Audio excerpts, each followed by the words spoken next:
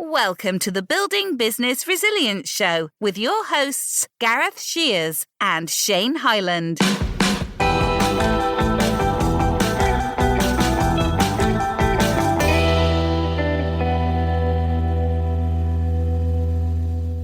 This is a podcast from the founders of Sanctuary Financial Planning, which helps business owners and social influencers achieve financial independence. Gareth and Shane are two passionate financial advisors on a mission to seek out new ideas, tips, and tricks to help you take control of your finances and run better businesses. Their aim is simple: to ensure their clients have a well-constructed financial plan without becoming distracted from their busy lives or businesses, allowing them to live for today, knowing that tomorrow is taken care of without the fear of ever running out of money. Nothing outrageous, just clear, simple, solid financial solutions. In the show, they delve into the true goals and aspirations of their guests, revealing what makes them tick, along with a little humour thrown in for good measure.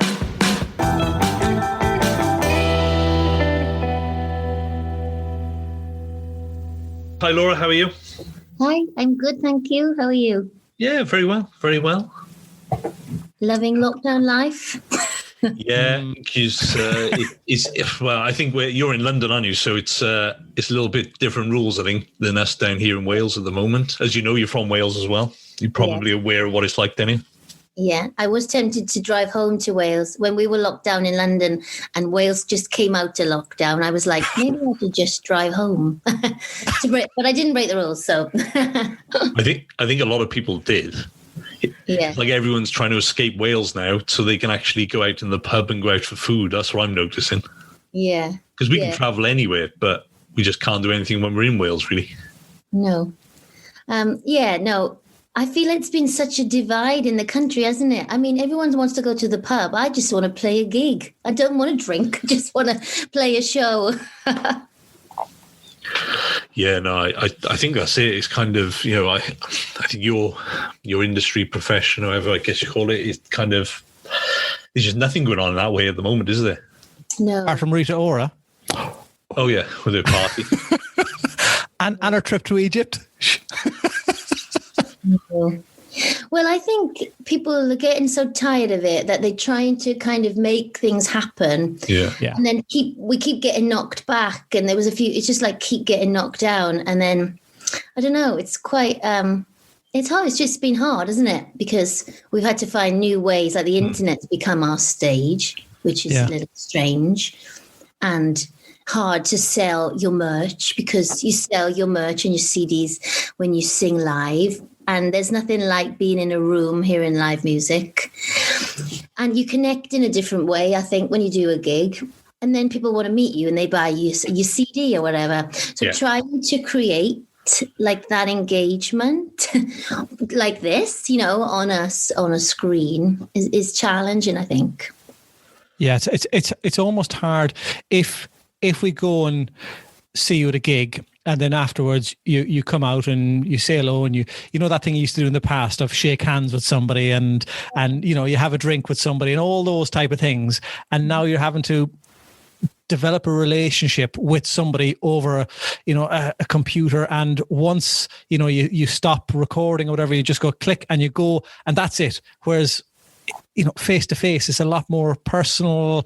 It's a lot nicer. It lasts longer. Whereas this is very start, stop, go. It's hard to leave a lasting impression, isn't it? Even though I guess you do an impression, but it's different. Yeah. It's different, and it has to be different for a reason, and it will be different for a period of time, but hopefully the future will be back to some sort of past normality, whatever that will look like.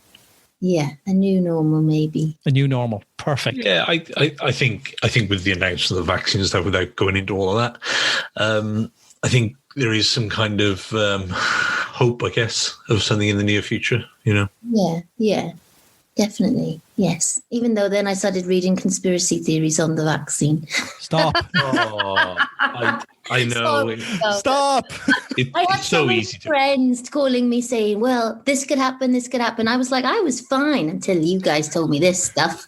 I was quite positive. Now I'm, so yeah, the struggle is real.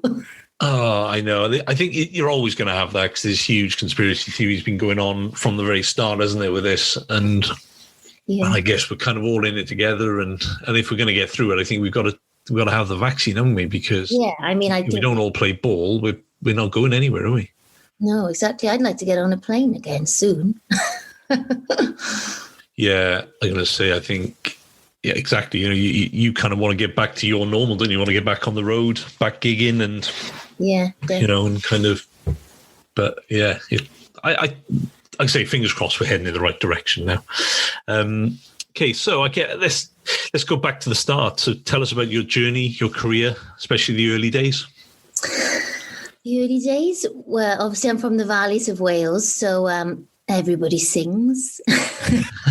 I don't know if I was like born into it, but I definitely knew I could sing from since I was about 5. And I think all I did was sing, actually. Couldn't shut me up. My auntie and uncle sang. They were quite successful singers, like in our town, and they did shows. So I sang with them did loads of shows and just sang a lot. And then I remember begging my mum and dad to go to drama school in London because I thought if you go to London, that's it. That's where your dreams come true. And I definitely remember having a feeling of being trapped in the valleys, even at like the age of 10, which now I look back and I think, why didn't I just enjoy my life and I don't know, go play with my friends and hang out, But no, I wanted to go to London and I wanted to, pursue my dreams. So we used to get the Stage magazine every Thursday, I think it was, and I opened it up and there was auditions for scholarships for Sylvia Young Theatre School. And I begged my mum and dad to go. They didn't want to let me go. I don't think my dad wanted to even step foot into London. He was like, here, it's nice and safe. People are nice. So anyway, long story short, I got the scholarship, begged my mum and dad again to go, even though I had the scholarship. And then I went at 14. Wow. And yeah, it was quite hard to go. That's really young. Really young, isn't it? I know. What was I thinking?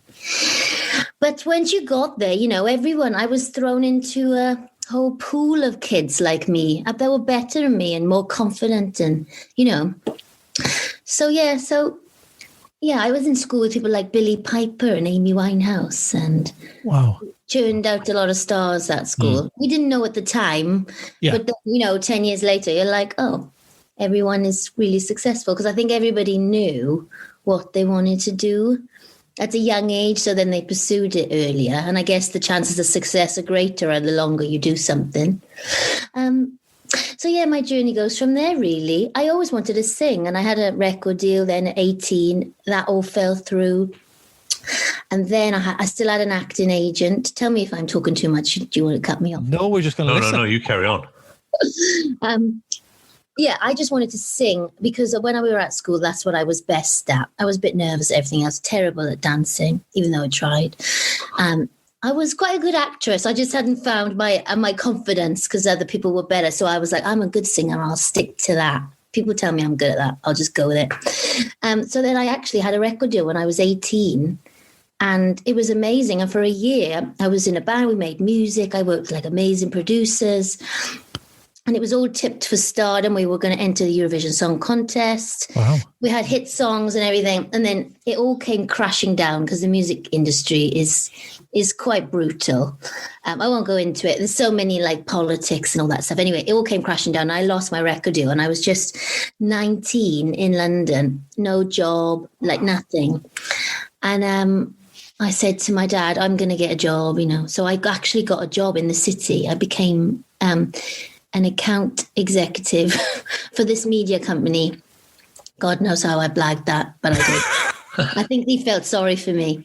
But I kind of made tea and filed and I think I was like a happy young presence in the office, And then I did my acting class every Monday night. And then I was getting quite a lot of auditions. And then I landed the Basil Brush Show. And really from there, my career then, I was like, I never went back to the office after that. And I was like, yes, I'm never going back. So yeah, I did a lovely 5 years on the BBC Kids TV show, the Basil Brush Show. Did panto, and then music kicked up again. And then it's been quite a lovely journey since then. So yeah, and here we are. I'm locked in my house in a pandemic. But you brought a new single out in the last few days. I have, yes. Yeah. And I think you were you on some social media last night singing it or something? I saw something, but I was putting a 6-year-old down. He wanted to watch Spider-Man, so I didn't get to see it. Yeah, no, my lovely friend Dan Healy, he's a songwriter and he's written for people like Ronan Keating. He was doing a live session. So yeah, I jumped on that and played a couple of songs. In your, from London where you are now last night? Yeah. Okay. Yeah. Anyone else get involved in it? Was there a couple of artists or was... It was one of those really cool things where there was someone from LA, someone was in Bucharest. There was 4 of us and yeah. And Dan is Scottish, so it was a nice like mix of artists. Yeah, it was cool. Wow. Is that as near as you can get to some sort of normality then with meeting up with people virtually and stuff like that and gigging with them almost at the moment? Yeah. Yeah, but I don't want to be negative. It's just never not going to be weird. It's just weird. Yeah, it is true. How have you adapted then in the climate in the last, what do we know, 8 months, 9 months? Well, I made a record. I recorded all my music, luckily, in February. And I had a big game plan for the year. How I was going to release the music. Also, like peppered with gigs. Do you know what I mean? I had a tour booked and stuff. So when I didn't have to plan all the gigs, I just concentrated on the marketing and the pushing the record. And so the music was ready and out, ready to go out. So I spent so much time on artwork. I made music videos. I did a lot of research and learned a lot of stuff about Facebook marketing and online stuff. And I, tidied up my website and I tried to learn all about that stuff. And I did, I think, because I had to. And yeah, so I tried to engage. Like I said before, I was trying to find a new way to engage, which is via the internet, Do you think because your 100 mile an hour role before lockdown, you would never have got involved in understanding Facebook marketing and how your website needs to look and stuff like that? So there's been some positives that have come out of all of this that are, with the downtime, it's allowed you to concentrate on other parts of you that maybe were neglected in the past.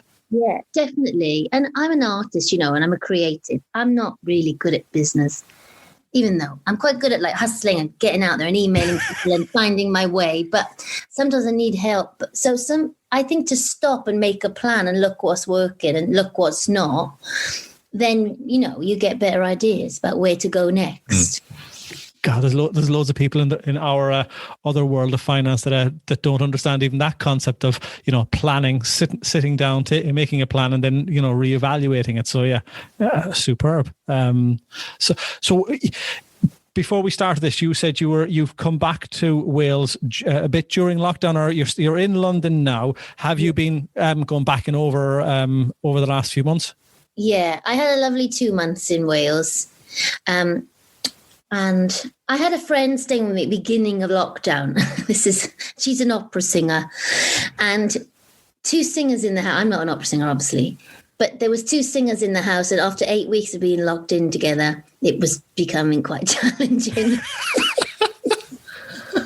I didn't like opera before. I definitely don't like it now more. So I was like, after 8 weeks, I was like, I think I'm going to go home to Wales. So I went home and to have some space. And honestly, it was really nice to spend some time with my family. And I thought, when am I going to get to like have this chill time and chill out with my mum and dad? Because I like them. They're cool. And I never get to like hang out with them for long. What is the norm? If this year didn't happen, how many days are you on the road that then means you don't get to spend quite a long period of time with your parents and stuff like that? Yeah, I'm on the road for about 4 to 6 weeks at a time, and then I'm off for 2 months. And then I do sometimes fly on and do cruises. They're a week long. And right now I would be doing Panto. I do Panto every year, and that's a 3-month stint in Newcastle. So I would have been open and doing 2 shows a day now. So probably about 3 or 4 months of the year, I'm like around and free to go, chill. Yeah. I'm going to throw something out here. I have never been to a Panto in my life yet. Really? It's never a done thing in Ireland. We just don't have them. So I've never actually been. Well, there is I'll change it. Ireland, isn't there? Not when I was growing up. Well, you have to come to Newcastle. That's the best one. It's the one I do every year. It's the best I one. would have absolutely no issue going to Newcastle. I've been there a few times and it is absolutely superb. Whether I've been allowed or not is another thing. But it's one of those things of, after we've gone through all of this, everyone is deciding now they're going to do things differently. Next year, I'm going to do this and do this and do that. And one of the things is, I'm going to go and see a Panther next year, just to tick a box to say it's been done. I said, never been there. So I think you have fun. It's good. I don't think I've been since I was a kid, actually, thinking about it. But I've certainly been to a lot of Panthers in my life. Yeah, it's quite traditional, isn't it? Oh yeah. I know I went when we were especially in Wales. I know definitely. We used to go at Christmas to see the Panto. We used to go with school, actually. That used to be a school trip. Yeah. Oh. Wow. Yeah. We'll change that next year. So what drives you then? What's the motivation that makes you? Because you mentioned earlier about being your industry being very cutthroat and that there must be a lot of times when it's really difficult and things don't work out as they should. So how do you continue to motivate yourself and progress? I don't know what everyone else answers to this question, but I decided very young that I was dedicating my life to this. So there is no plan B for me. And I kind of think, well, I've spent this long working at it. So what's 1 year? If I have one bad year out of 5 good ones? And I have had some bad years, but I've always got through them. And then when awesome things happen, it's all worth it. But yeah, there's no plan B for me, really. And if things are not working out, I think, right, well, I'll come up with a solution, or I'll try to. I know that sounds hard because you have to pay bills and you have to eat. But, we're quite creative people, aren't we? And there's always a way to make money and find a way to still do what you love. Yeah, there's a lot to be said for being all in, because if there isn't a plan B, you've just got to go for it, haven't you? Yeah. I think sometimes if you do have a fallback for a plan B, that you don't put all into plan A. Yeah, I agree with that. So this is a fine line, because I've had a few conversations with people about this, and I think I saw someone like Judi Dench on an interview, and they were talking about what did you have a plan B, and she was like, I'm not a plan B kind of person. You're either all in or do something else, because it's really hard. And if you want to do something else, you should do that other thing. And if you want, stability and all that stuff, you should go do it. But if this is the only thing you want to do, then, Do you think it's almost I don't know if the word is thick-skinned, but because you were going to a massive city at 14, which sounds absolutely mental now, that you are really, really determined, and there's been probably loads of ups and downs since then. So you've known most of your life that when there is a down, there will be an up again at some stage. So you just have to get through that down. Yeah, absolutely. I don't think you realize that until you live it, though. I would imagine if I had a child, I can't be going around. They'd be really depressed, won't they, if I gave them a pep talk? It's going to be really bad. It's really tough. You're going to get rejected about 20,000. They wouldn't want to do it. So I think it's better to just ride the wave. I don't, but absolutely, yeah, that's why. I'm still intrigued about the going to London at 14. I just, if I think back 14 in a small village in the west of Ireland, I probably wasn't barely allowed to go uptown to our local village. And there's you moving from valleys to London. It's crazy. It is crazy, yeah. Yeah. I mean, I don't know if I would let obviously I don't have kids or anything. But if I did, I don't know. It's a hard decision, but I think, like I said, I think there's people that either want to do it or they don't, and pretty young. Don't you? I'm sure you speak to a lot of sport athletes that start so young. It's the same, isn't it? It's like a commitment that they made and stuck with. But you mentioned it a few times, your determination, telling your parents that you want to do this at such a young age. So there has to be an inner drive in you to want to do it and know there may be good and bad times, but you have to be willing to want to, as you say, put all your chips into plan A rather than, make plan B and plan C from such a really, really young age. Yeah. But one thing I will say is, I think you still have to study at school. I don't think you can be, how do I put this nicely, like an uneducated performer or artist. Okay. I think even if you're going to learn about the business or learn about the aspect of what you're doing, I think you have to be educated in it. Was that done in the school when you were there? Yeah, but it wasn't very good, actually. It was the education was quite bad. So I had to work really hard to focus and to, make sure I did my homework and had extra lessons and things, because they just cared about the vocational side of it. Yeah, that's what I was going to say. I can imagine that was a little bit second fiddle, wasn't it? It probably shouldn't have been. No. Yeah, I mean, I guess if I'd gone any younger, I wouldn't have had my education. But I'd had 14 years of quite good schooling in Wales, and I was always top of my class. And when I got there, it was quite a culture shock because kids were naughty. Well, we were in a class full of stars. Can you imagine? And egos. I could say egos. Yeah, and so. Who didn't want to learn, they were like, well, I'm going to an audition. I'll be on the telly tomorrow. So they're not going to do their maths homework. But my parents are really good and quite strict when it came to that stuff. And see, I'm grateful of that now because I think it helped me.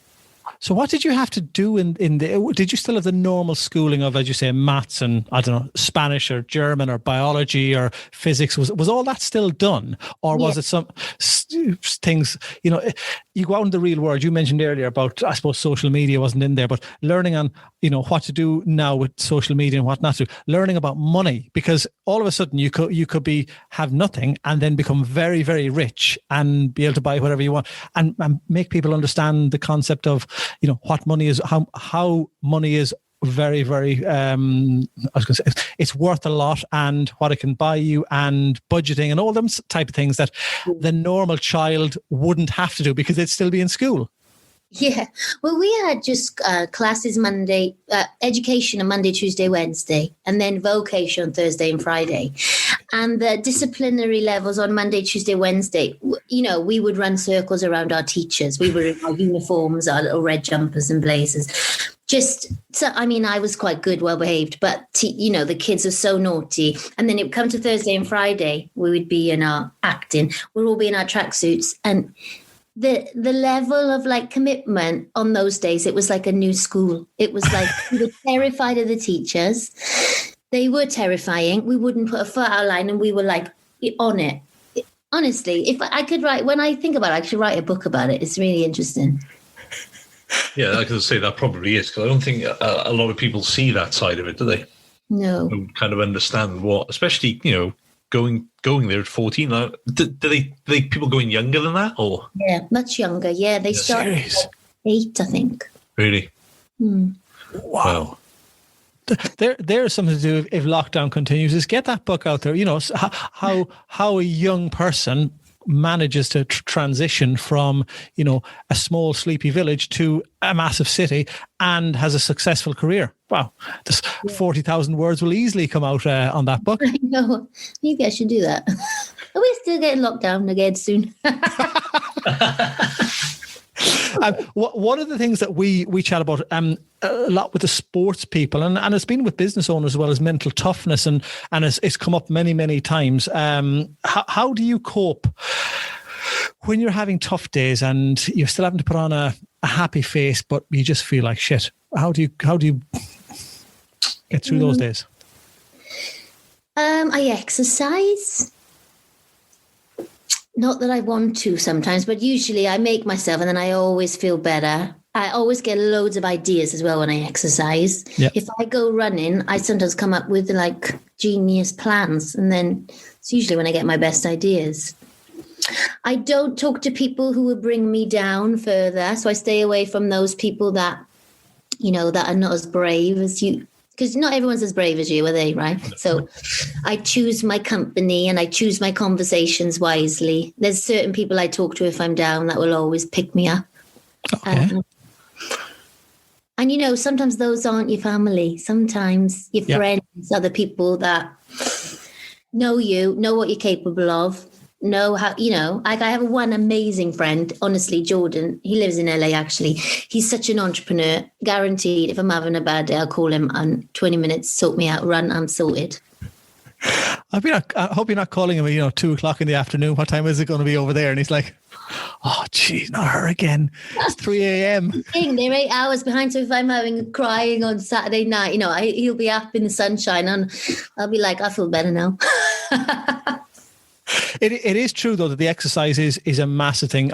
I can totally understand where you come from. I was on my watt bike yesterday and I sent something to Gareth because my view is, I mentioned earlier, I feel sometimes my mind is grey, and if the exercise kicks in, it's pure black and white then. So I can see everything, and then, as you say, the good points or the ideas come flowing through really, really quickly when the exercise and the endorphins are kicking in. Totally get it.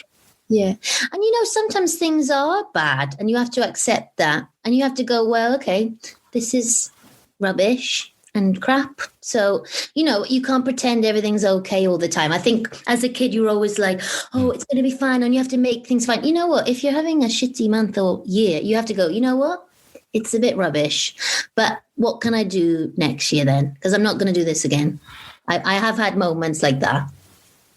Do you think artists are more adaptable to this environment? Because you said earlier about getting rejected, tens or hundreds and maybe thousands of times, and almost bringing you down, constantly knocking on doors. So you think that your industry and artists are probably more adaptable to this now because it's got everyone down, but you're potentially more resilient because you've been knocked down so many times to get that one break. Yeah, absolutely. And people think like musicians and actors, we just show up. But we're entrepreneurs, really. I have to create my own website, my own business, my own website. I decide what I want it to look like. I decide what kind of music I want to make, how I want to be perceived. If it was singing, if it was just down to being talented, then it would be easy. But there's so many other things. So I think if you have an entrepreneurial mind, I guess you guys know this, right? If you work for a corporation and you just show up and get paid, it's easy. But if you're used to the struggle and creating opportunities, then I guess you are a bit more cut out for it. Yeah, I always liken business to probably the most extreme roller coaster ride you can be on. Yeah. We should be like very much the same as what you guys go through. You have your high highs and your low lows, and it's just trying to get yourself in that middle ground somewhere. Yeah. And even, when you have your high highs and you have you're an amazing job, you have to maintain that then. And your goals get bigger. And, it's like, well, I've been playlisted 4 times on Radio Wales this year. Amazing things have happened. Well, okay, so now next step up. Because that's not going to be good enough next year. I have to take it up a notch. Then you think, how am I going to do that? But by having the bad day against the amazing experience, the bad day doesn't mean you're the worst artist in the world, and the great day doesn't mean you've cracked it. I suppose it's trying to level it all out, and as you say, push on and in increments of what can I change that will increase my exposure, by 8%. So if I tweak my website, people might buy more. If I bring out a new single at a certain date. So I suppose, especially for you guys, this is not something new because you're having to adapt all the time. The fact that you haven't been able to go and gig is probably something new, but you're always having to adapt and work out new ways of making that extra percent and getting new people in. Yeah, absolutely. And don't get me wrong, this has not been fun. All we want to do is play live. Like, I haven't enjoyed doing all that stuff, even though I have done it. But what 1 year reset is fine. If it went on for 5 years, I probably would say something different. But when is the last gig you played live? Do you remember it? The last gig I played live was in Glasgow. I did a country festival in Glasgow. How bad is this? On March the 14th. Everything was going into lockdown, and I was on a plane in Glasgow, on my way to Glasgow, and I played the show, and I flew there and back in the same day. And the next day was like complete lockdown. Wow. Wow. And that was just the norm, go in there, play in front of hundreds and thousands of people, leave, go to another place, do all, and then all of a sudden, bang, everything just stopped. Yeah, and I had a European tour booked. I'm part of a show called Nashville Live, and we had, this makes me sad, a 10-week European tour. Wow. I'm talking like France, Germany, Switzerland. How many shows? I'd never been. It was about a show every other day. Wow. So, your maths is probably better than mine.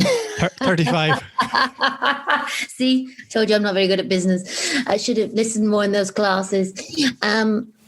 So yeah, and then that was just gone. And then we had a UK tour so that was in the beginning, in the summer. And then we had a UK tour, in October for 3 weeks, which would have been Belfast, Scotland, Ireland, and then Panto. So I had, and then a couple of lovely European cruises thrown in. I fly onto a cruise for a week, do 2 shows and fly off. Wow. And I sail around Italy, and all that is just been gone this year, just taken away from me. So you are more positive when you position it all like that now. That it seems horrible because it's such a lovely life. There seems I'm going to go to this country, do what I really like doing, get paid for it, go to another country. Do you know what? Have some wine, have some food, enjoy the company of my friends, then come back and do, that's done now. Go on a cruise, do that, come back and have a panto. That seems bliss. And then all of a sudden to go bang, that's tough. But then I will say, when I'm doing that stuff, I've had a lot of success this year with the release of new music, and that was one of my goals this year. I had a couple of goals to smash this year, and I had a few boxes to check that I think I've been too busy to focus on. So I guess the silver lining is I put my energy into that, and it worked. So I do think where your attention goes, energy goes, I think if you put the time into something, it works. Would you have had time if the world remained normal and this shitty virus wasn't around? Would you have had enough time to get your music out, which was a goal for you in 2020, with all of that other stuff that's going on? I would have still got it out, but I think it would have been different. I think I would have had to really make time, and I probably would have been a bit burnt out or more stressed out. So in a nice way, you've adapted in an environment that was crap to sort out some things that would have tired you out even more so, and now and these things now have brought you into the public eye more and increased your exposure to the markets. Yeah, definitely. And as well, when you're in this business, I don't know about you, but I look at other people and I think, well, they're doing well. How are they doing that? And then I think, what are they doing? And there's always someone doing better than you or, killing it. And I think, so that keeps me going. Maybe that's competitiveness, which I suppose is healthy. So if there's competitiveness, how do you balance the personal life and the business life in a demanding role? You find a very understanding man. It's really hard. I haven't cracked it, actually. I struggle with that. That's probably the biggest struggle in my life, is balancing home life and work. Because sadly, work comes first, always. Is it almost, you said earlier, it's all plan A, and plan A is work, and everything else comes after that? Yeah, I have I have a good time. I have great friends. Personal life is hard to manage. Well, because other people have to understand, how life is and your schedule. Yeah. It's a big commitment, isn't it? It's your career, and your career isn't just going to an office 9 to 5, is it? No. And you have to find someone, when you think about a relationship, you have to find someone that understands you, really. And they kind of have to love you for that. And if they don't, it's just not going to work, is it? Bye-bye. I know. Yeah. And some people, it does work. And other people can drive you. You can be with someone that knows exactly how you will work together, and you work as a team, which is, the best way. Yeah, that makes sense. So over your career, there must have been some really high highs and some lows. Do you want to elaborate on any of them?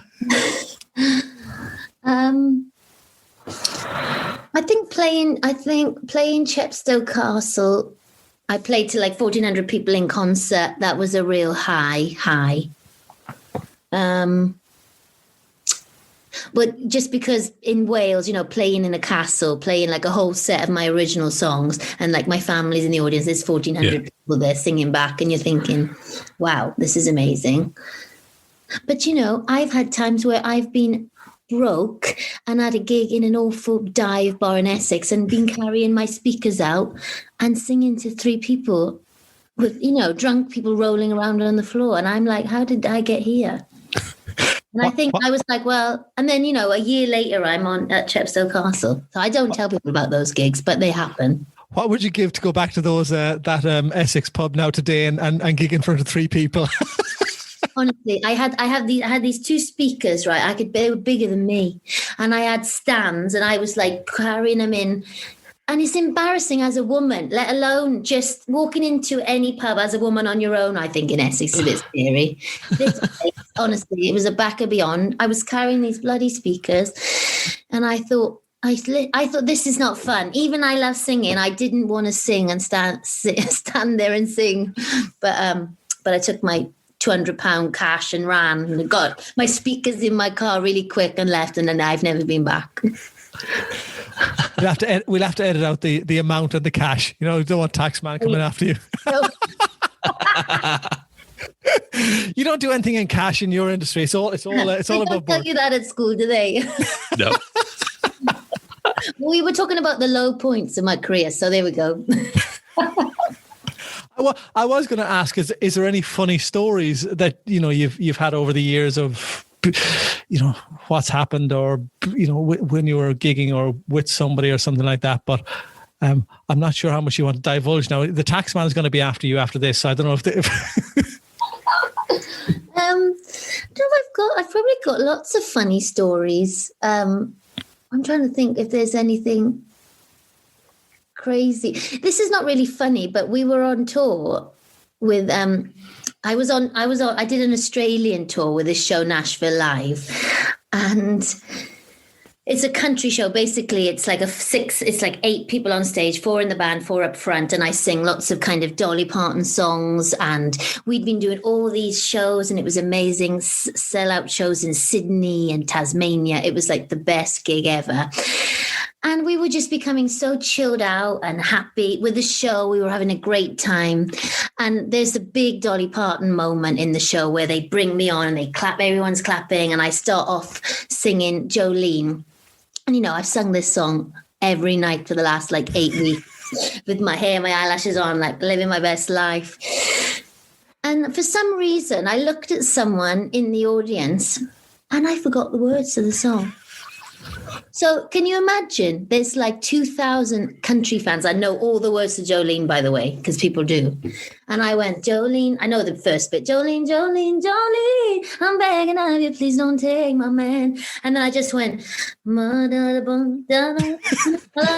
thought, how can I? And then a fear overtook my body. And the band looked at me and they were like, what the hell is she doing? Is she showing a meltdown? But like, I think for 2 lines, I just mumbled some rubbish. Can you imagine that? Anyway, I pulled it together and they were like, what happened? No one noticed. They were like, no one noticed. It was a joke. It was a joke for the rest of the tour. Nobody picked up on it. That is actually, you talk about that with remembering the lines and everything. And that always amazes me that when, like, kind of, I know they're your songs, or there are other people's songs, ones you sing all the time, but how do you remember all the words to all the songs? Do you get a cue on there at all? No. You literally do just know Yeah, it. we'd never get a cue, yeah. Hence moments like that happen. Yeah. I find if they're usually songs and lyrics, so like they're in your bones, or they're in your like muscle memory. So sometimes if something weird happens on stage, something, you know, when you're doing the same thing every night, say like a light goes out or someone delivers the wrong cue line or something happens in the audience and your mind gets shocked or your muscle memory gets shocked and you think about the lyric, I forget it. It's happened a few times. Okay. If I start thinking about what I'm singing or thinking I don't know what comes next, I will sing the wrong lyric. Wow. It's weird. I don't know. But isn't it all in the back of your mind? Because, you know, you might have heard a song that you loved when you were 9 years of age, and then you hear it when, 20 years later, and you know most of the words, and you kind of go, how do I remember that? Yeah. No, my brain is 90% lyrics, I think. I'd imagine we interviewed or chatted to Shauna, one of the Hangfire girls from Barry. I could imagine they would love to have you in for a night in the restaurant there, strutting your stuff, singing to everyone, and they're massive into their national Dolly stuff. Parton, Massive. Yeah, I think I was reading about them. They have a whole kind of barbecue place, right? Yeah. I was going to contact them actually about doing a show. Seriously, yeah, I might do that. I'm sure they'd be keen.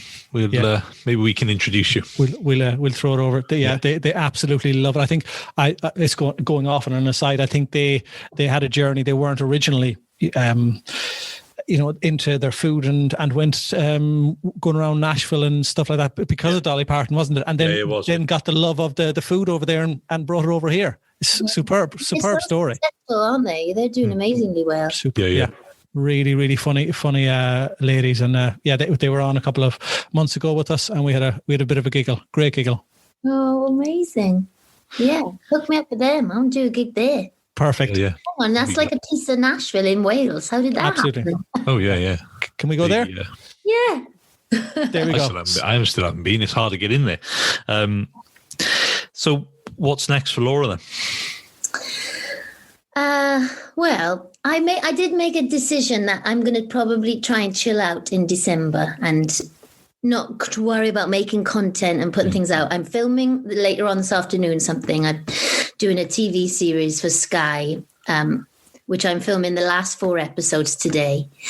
And then tomorrow I'm pre-recording a Christmas song that will be out. And I'm going to try and drink wine and chill out, not look at my phone. That's over December. But that won't happen, probably, but I'm going to try. And then January, who knows? I have more music. I have a new single coming out January the 15th. And then I have got another brand new original single scheduled for March. And then I'm going to try and book a tour, a 3-date tour, a 4-date tour at the end of the summer. Okay. So if I can book venues in January, that will allow me to do that. That will be the year. But yeah, the hustle goes on, I'm sure. Do you know when you say, Laura, I'm going to book this and I'm going to book that, that's not you doing all that. I presume there's other people that do it, or do you do all of the work yourself? Well, I have a manager, and I do have, I have an agent and a cruise agent that book things, but I do a lot of it myself. Like I will probably decide on the venues and we'll have a chat about venues and, am I going to sell it out? Because if it's too big or too small, and we have all those chats. And I do a lot of it myself. Wow. Yeah. Hustle. That is the real hustle. Yeah. Been superb. Superb. Thanks, Laura. I do need a team of people, but I'm working on it. Your entourage. Oh, superb. Thanks for coming on, Laura. Really appreciate it. No, it's been really, really enjoyable. Thank you for having me. It's been like therapy. I quite enjoyed it.